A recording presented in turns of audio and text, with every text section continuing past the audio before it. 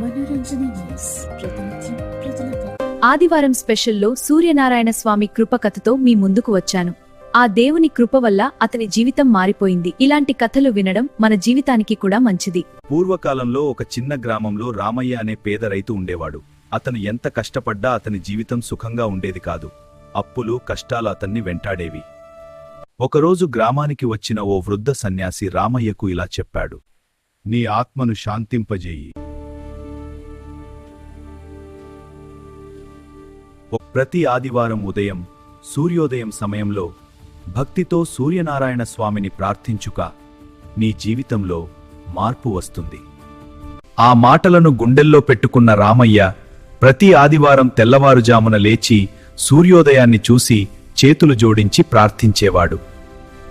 ఓ సూర్యదేవా, నా కుటుంబాన్ని కాపాడండి.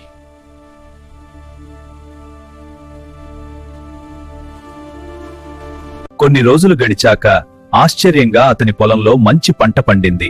అప్పులు తీరాయి, ఇంట్లో ఆనందం పెరిగింది.